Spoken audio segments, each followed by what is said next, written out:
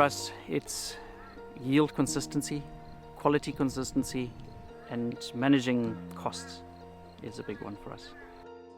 As the global market increases, we're needing to get smarter with what we do. We have to get more efficient, reduce our costs, and it's really about picking up the 1%ers where we can.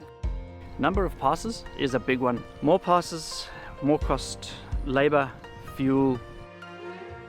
Genetics for next generation orchards is all about improving the productivity of future orchards. Essentially what we're trying to do is develop varieties that are compatible with high density to improve yield and production for growers, while at the same time enabling automation and reducing labour input costs.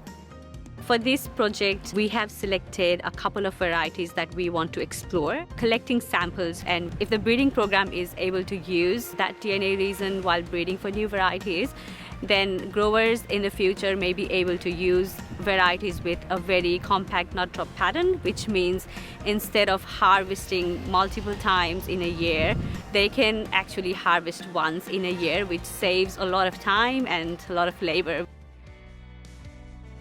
What we know today is not going to stay with us. We keep improving, and if we do get the new generations where we do get a more compact drop, maybe our harvest techniques can change too. And if we can start reducing our harvest passes, everything else will, fall into place.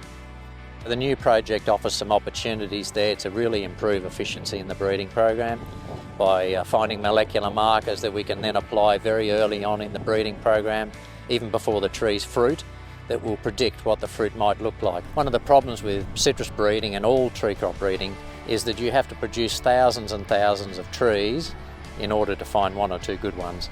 And so if you can increase the probability of finding a good one in amongst 1,000 trees, well then you've made a substantial improvement in efficiency.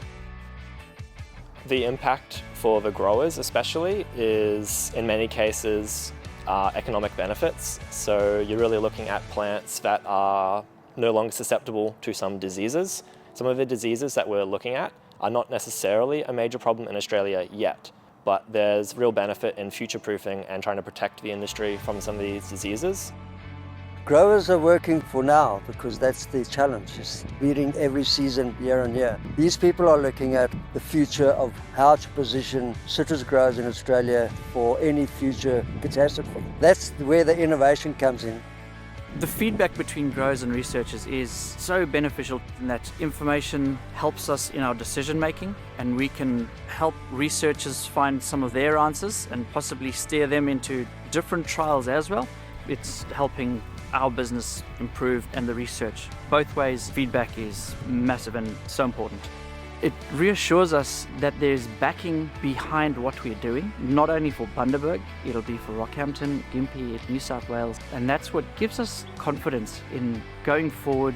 We can see new generations coming through, and from an industry perspective, gives us that confidence that we can compete globally.